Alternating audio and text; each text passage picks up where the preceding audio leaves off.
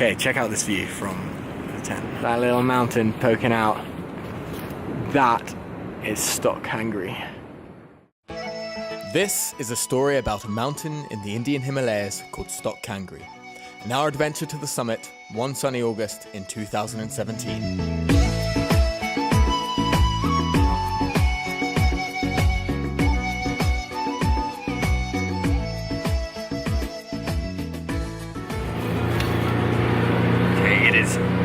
Phase 1 of day 1 on our adventure to Stok Kangri, and we are just driving to the city of Leh on the way to Stok, where you start the trek.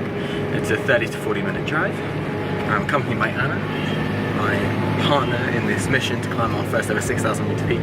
Pre-thoughts? It's gonna be a bit of a slog, but I'm excited. You're so positive. Anna and I had spent the last 3 weeks in the Himalayas doing research for her PhD and wanted one last adventure before heading home. So we restocked in Leh, a city rich in colour and character, and were joined there by a local guide named Surin who would take us up to base camp. How many times have you climbed to Stok Kangri base camp? Yeah, maybe 6, 7, 8 something. Okay. Yeah. So is it difficult to base camp? It's not much difficult. That's good. Little higher, but it's you put walking not difficult. Okay. Great. Yeah. Easy peasy. Yes. With Surin's words of encouragement in our ears, we left the city and headed to Stok, a small village about 10 kilometers from Leh that required us first to cross the Indus River before climbing into the foothills of the Stok mountain range. After wending our way through the bumpy streets, we have arrived here in Stok, and so have completed phase 1 of our mission. Thank you so much for driving. Thank you.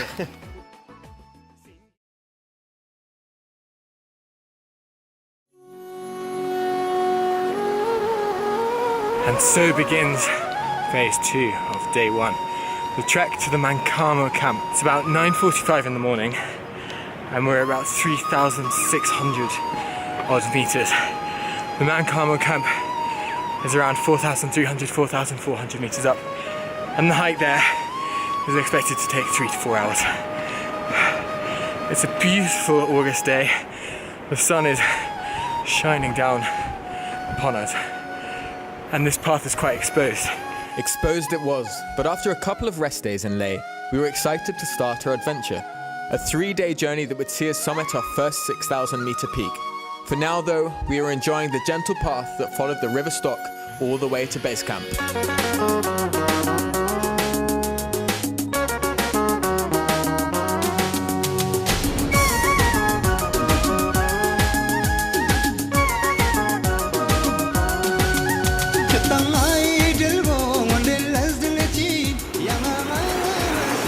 When it all gets too much, you can always pop down to the Stok River to splash yourself with a bit of water. It's from the glaciers, so it's icy cold, but so refreshing.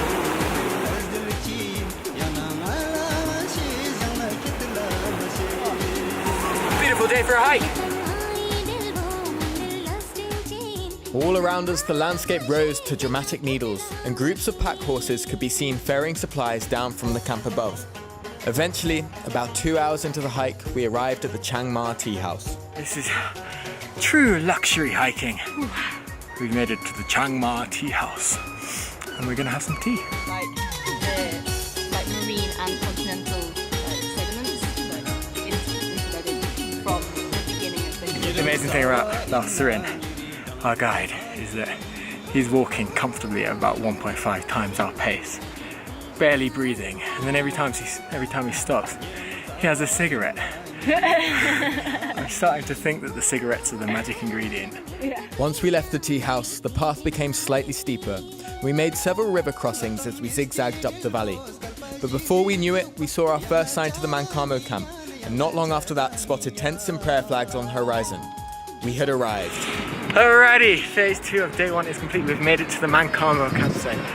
And behind us there is the mountain we shall summit in a day or 2. We found a tent. It's a lovely Quechua 3-man tent.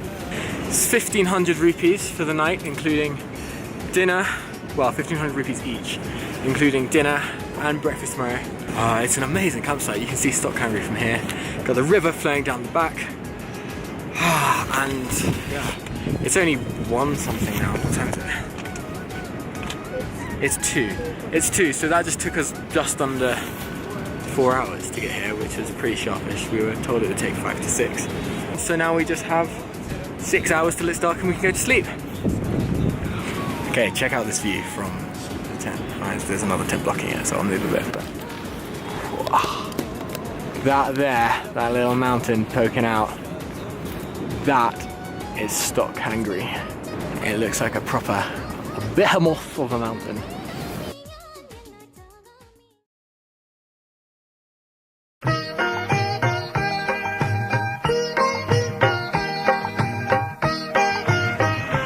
Now we begin phase 3 of the trek, which is the 2 to 3 hour hike from the Mankarmo camp to base camp. This section is going to be a bit steeper. Got about 600 meters of elevation to cover over the next 2 hours. And I'm already panting. Review of the night, Anna. Slept pretty well. Yeah? Yeah. Woke up this morning, had some breakfast. Ready to go. Easy So peasy. stay really, yeah. While the Mankarmo camp disappeared behind us, Stok Kangri was now firmly in our sight, and a guiding force as we continued our ascent. Though the morning air had a chill to it, the sky shone blue, and the warmth of the day to come could be felt in the morning sun.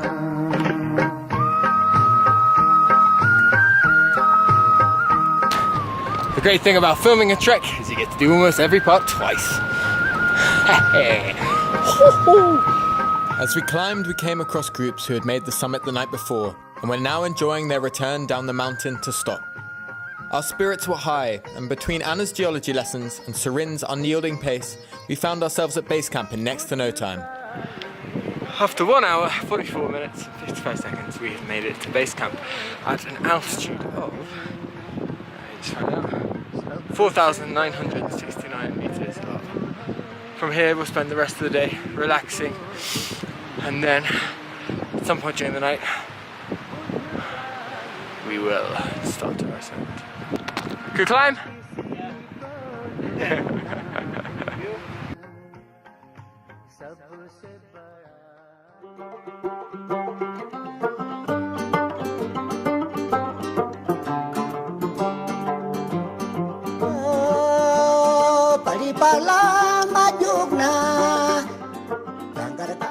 For another 1,500 rupees, we have secured a tent at base camp. That includes all our meals. Here we'll also buy our permits, which are about 3,500 rupees each, slightly more expensive than in Leh, but it allows you the flexibility to not summit if you're not liking the look of it. You can also do all your equipment rentals here at base camp. You can get crampons, ice axes, rope, even harnesses and snow boots, all for about 200 rupees per item. We can see the path going up the mountain from our tent. It's right there. We're only at 5,000 meters now, and it's 1,000 meters to the top. And there, as Serin says, there is not many oxygens. Okay, this is a little gear rundown for the trip ahead. It's about 7 p.m. now. We've spent most of the day relaxing and snoozing a bit, sleeping a little bit, eating some food, stocking up on energy before we make the ascent tonight. We met our guide and we're going to be leaving camp at around 12:30 tonight. So, as well as my nice warm clothes, I've got an ice axe, very necessary, crampons, some good waterproof trousers, gaiters, thick gloves, and of course, a bag to carry it all in. We've also been advised to bring 3 litres of water. The campsite here is going to provide us with a packed breakfast so we don't get too hungry on the trip. It's meant to be about 6 to 7 hour ascent from here. And then also in the bag got some chocolate bars, some pistachios, and some dried apricots to keep us going. Last piece of gear, head torch, very important for climbing overnight. Alright, it's the last supper. Any words before this ascent? It's really nice meeting you all. Are you confident? No, I just have faith in my capacity. To reach the top. Anna, any last words? Last supper? Last supper? I mean, it's pretty tasty. I'm looking forward to having it again when I get back. How are you feeling about the climb? I'm okay, yeah. It'd be nice to get on some ice again. I haven't done some ice in a while. But ice at altitude, when it's really steep, it's going to be really interesting. What about you? I'm looking forward to it. I'm looking forward to my sleep actually. Next 4 hours.